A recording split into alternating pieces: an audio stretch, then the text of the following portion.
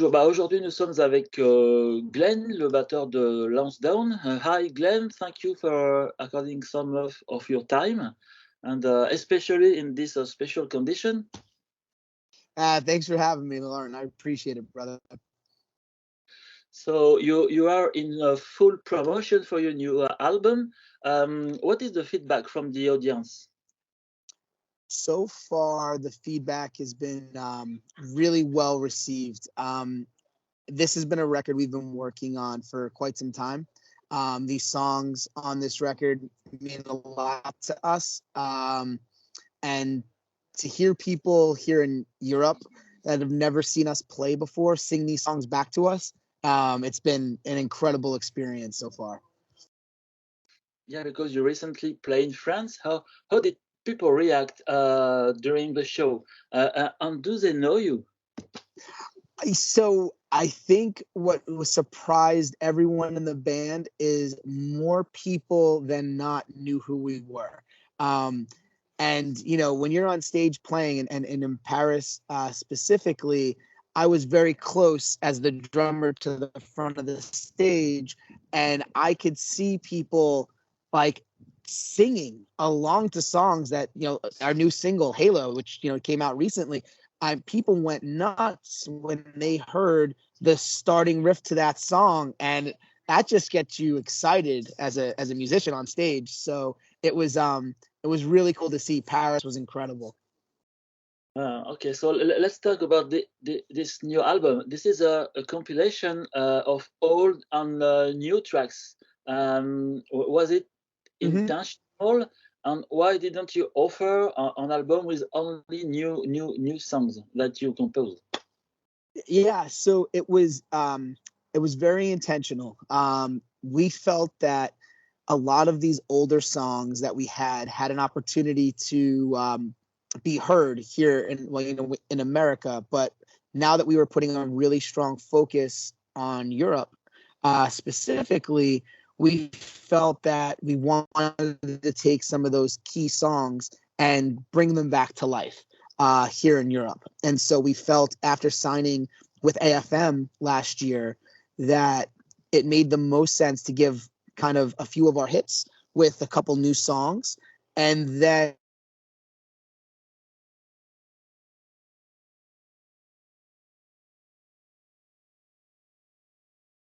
Mauvais Wi-Fi. I think I lost. Yeah, bad Wi-Fi. There we go. Sorry.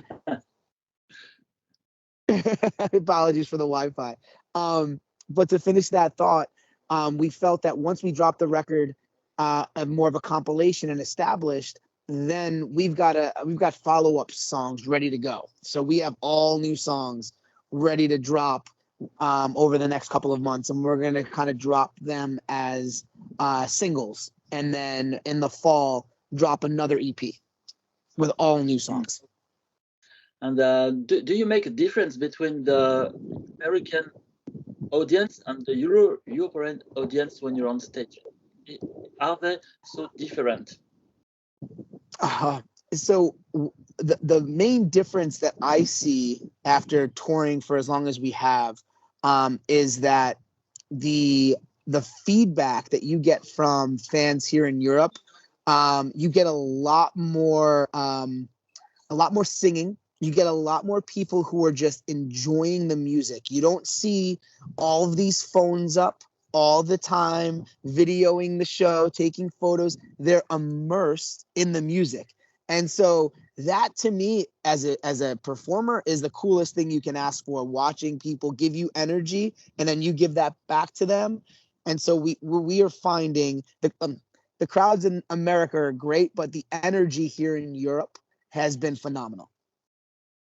Okay, so according to me, there is a change in your music.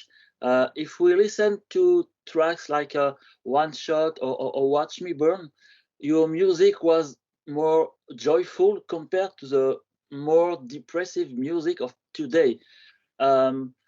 Did your world view seems to have evolved into something more cynical? You denounce more the failing of our society, it seems to me. Am I wrong or not? I, no, I think you're 100% right. I think that you know, for us, when a lot of the songs on Blue Collar came out, we were young men, still young but younger, and we were writing about things that made a lot of sense to us, right? We were touring, we were trying to be rock stars and having fun and partying and doing these things that were still authentic to who we were. And then as we kind of took a little bit of time off and we became fathers, we became husbands, we became, grown men with families, we our point of views kind of started to change. And then with everything happening in the world, I think the world changed after the pandemic. And so I think we tried to write about what was happening in real time. And so because of all of the kind of the chaos that was happening around the world, I think that came out in this last batch of songs. But what I think you'll find interesting, and I think fans will find interesting, is when we get to the songs that come after Halo and Medicine, and we go back to a little bit of that joyful ness and playfulness of what you mentioned with One Shot and Watch Me Burn. We've got some fun party songs in there that that are coming back out, and then we've got a couple of crossovers that we feel could be really big for us. So I think that you're right in what you mentioned earlier, Laurent, which is like our music has changed because it's definitely become darker and because of the time in which we were writing it. And now some of the stuff is coming full circle. So you're going to have a mix of songs coming on this next batch. Okay, okay. Do you think that artists can be a counterpower to the dominant discourses and try through their words to make people think? I 1,000,000% believe that that's the case. I think that everyone has a right to their own opinion. Everyone has a right to believe what they feel is true to them. And I think that as musicians, we're given the opportunity to write what we believe. And then I think fans' job, the job of a fan is to interpret that in a way in which resonates for them, right? And I think Halo is a great example. We wrote that specifically about something happening in our personal lives, and what it was like to lose someone, to kind of the end of a relationship.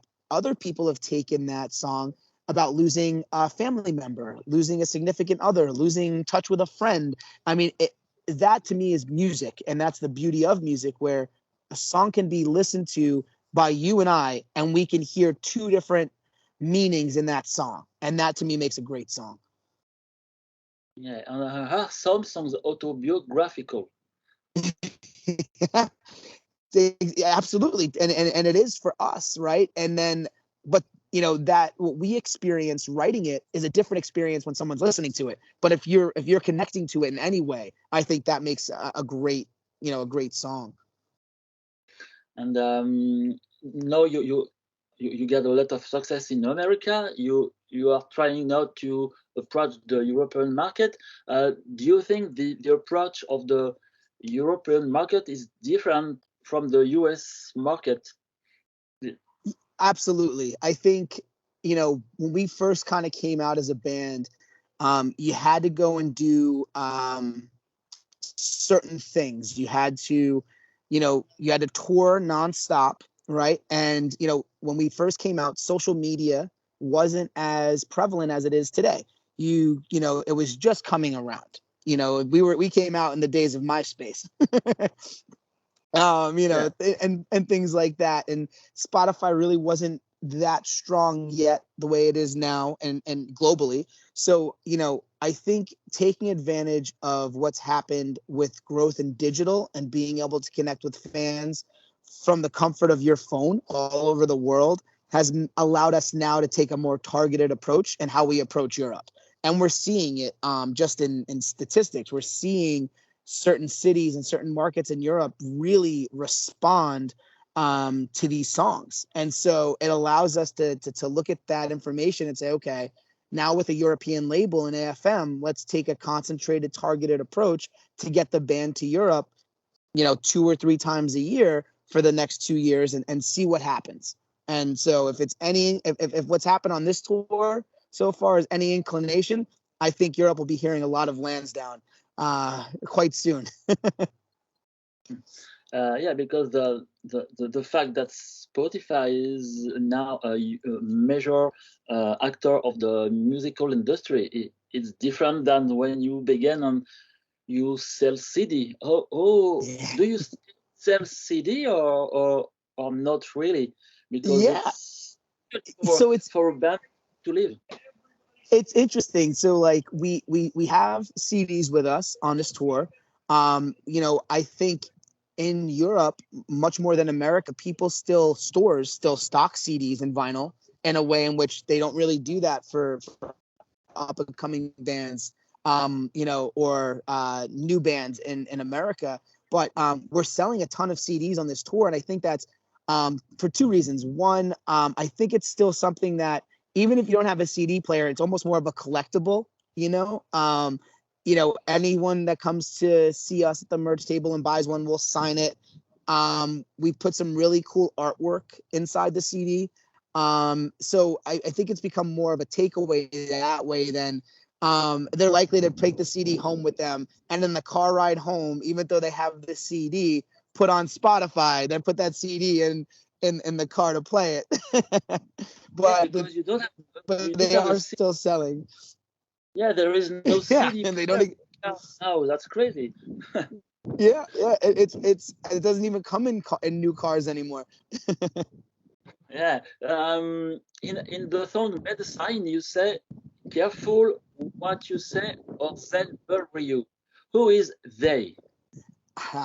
I think they is kind of this concept of woke culture, the media mob, people that decide that they have a POV, and that POV for some reason supersedes yours, and I think that it's created some hesitancy amongst people to want to speak their opinion and their voice because they're afraid, of this cancel culture. This, you say the wrong thing, whether you're right or it's just your opinion, and if it starts to go viral or someone starts to, tell you that your point of view, is wrong, and how dare you, it changes the narrative versus people feeling comfortable just being authentically themselves and being okay with having a difference of opinion. And I think that that's what makes society such a great thriving thing, is we all can share a difference of opinion, but we're all still human, we're all still people, right? So you should be able to have a really good intellectual conversation about things that are going on in the world without feeling like you're being judged. And, when I look at you, there is a huge contrast between the fact that I feel a certain sadness, a vision of dehumanized world in your new song, and the fact that you're smiling, you're really cool. So Yeah, we're not super. Yeah, it's funny you say that. It's some of the lyrical content you get out of these songs. It is darker. It's a darker point of view, but I think it's a relevant point of view because we all went through, again, like the pandemic. Everyone experienced that on all different sides. No one knew what was happening, right? Like it was very much a first time, and since at least in the 38 years I've been alive, that I experienced anything like that. Um and I think that when you watch what happens on social media, as great as social media is, to be able to provide a platform for artists to connect with fans, to discover new music, there is the other side, the dark side of that, which can, make people feel alone and lost and like they're an outcast, and it's unfortunate. So as musicians, we want to write about those experiences to let those people know they're not alone, and they have a voice, and if we're the ones that can help them find that, then that's great. you can tell us that the next song will be more joyful. The next one is it's There's one of two songs that the label hasn't told us which they want to go with, but I will tell you, one is much more joyful, and one is much more in the vein of a one shot Watch Me Burn. Yeah, great. So, what is for you the definition, or what makes a good song? I think a good song is a song that comes from a writing perspective. You know, I think it's something that comes naturally. When you're forced to write a song, when you're making a record as a musician, to your point earlier in the conversation, you know, like if you have like a timeline to write a song, you get put into a box. We had nothing but time to write these songs. So for us, what makes a great song is feeling like what we put on paper and what we put into a track, whether it be through lyrics or melody or instrumentation, is us. And I think that these songs are great because it it really allowed us to express ourselves, and these songs really define who we are when we were writing them. They're authentic, and I think that's important. You know, whether it's a fun party song, whether it's dark and deep lyrics, it's all sides of you being human, right? And so we felt that came across in some of these songs. So and making and writing a great song in general, if you can do that and you can make people feel something, then I think you've done a good job as a musician. Okay, so which album made you want to make music? Oh man, that's a great question. So I would say there's I have to turn that around a little bit. It's not what record necessarily or album, but for me, my dad got me into two bands when I was a kid, and it was The Who and Led Zeppelin. And both drummers, John Bonham and Keith Moon, stylistically, the way I play, it really that energy resonates. But you know, there are when I first heard Bob O'Reilly, I think that song for me was like, I want to be a drummer. Like, you know, when I listened to those songs, but those two bands in particular, I couldn't pick a record because I was introduced to them almost at the same time. And at that point in time, you didn't have, you know, when I was a kid, you didn't have the internet. My dad couldn't go to YouTube and show me a music video, right? Like we had to wait until like it came on TV, or he had to show me the vinyl, you know? So, and experiencing vinyl that way, unfolding everything, putting it on a, you know, playing the record and listening to that song, that for those two bands are the bands that really kind of gave me that. I think I want to be a drummer in a rock band. And you know, this is not the best job for the girls, you know, drummer. It's not. I listen. Credit to my wife. I've you know, we've been together for 12 years, 3 kids. I met her, you know, playing music, and so I got lucky and finding the right one who knew. Oh, hey, he's a drummer. I'm gonna have to figure this out. And what is the album you would have dreamed to play? Oh, um, the album I would have dreamed to play on as a musician. Yeah. Um, so I'm gonna say something that some people there's kind of a negative around this band, and he just made a comment about this, but I think Dark Horse by the band Nickelback, that record to me is so well written, and it's more, you know, it's probably 8-9 years old, but that record from Daniel Adair, who's the drummer, stylistically is phenomenal, and I think that's a record that I would have loved to have played on if I could have when it came out, because the songs are just phenomenal. And this is my preferred album from Nickelback too. So Yeah, see, they did a wide range. They had the heavy stuff, they had the crossovers, they had the fun, you know, the fun kind of party stuff. It was a really well written record. So yeah, sometimes I feel that you sounds a little bit like Nickelback. And I think, to me as a musician, it's one of the, and a rock musician specifically, I think it's one of the best compliments you can get. Um, they've had a career that spans 20 plus years, 100 million albums, all of these things, and they've been doing it for as long as they have. And so I think with anything that has that kind of massive success, you're gonna have the haters, the people are like, oh, and you hear it, it's like, what is Nickelback? That's not me. Like, it's fantastic. And we're not afraid as a band to admit that. I think our musical taste kind of goes across all genres, but no matter what the genre, what the artist, you have to respect anyone that's willing to put their craft out there for someone to hear. You've got to respect that. Okay, so you came in Europe. Do you intend to come back again in Europe, maybe as a headliner or not?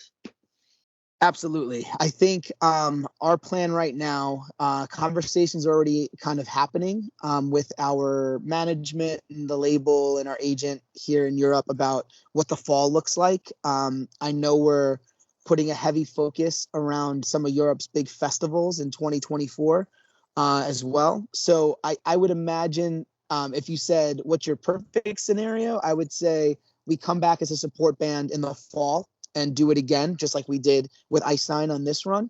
And then, come late spring, we're playing a couple of those festivals and we're doing some kind of a co-headline back here in Europe. But I mean, our plan as a band is to be in Europe at least twice a year to make sure that we can give fans the opportunity to see and hear us the way we could when we were playing America as much as we were. Yeah, with a new album, so okay.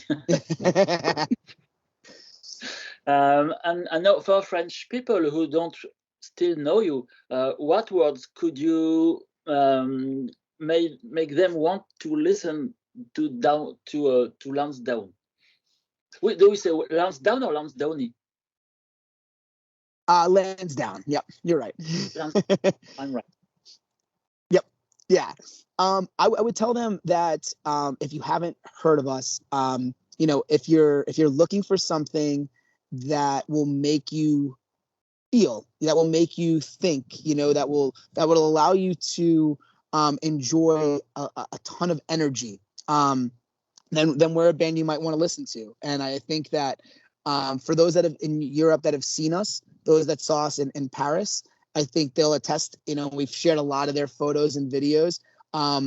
We bring that energy to every show. And the one thing that we still do that I think a lot of bands don't, for whatever reason, is after we play a show, no matter where it is in the world, the first thing that we do after we get our gear off stage is we go to the merch table and we spend as much time as we can in between bands and at the end of a show talking to fans.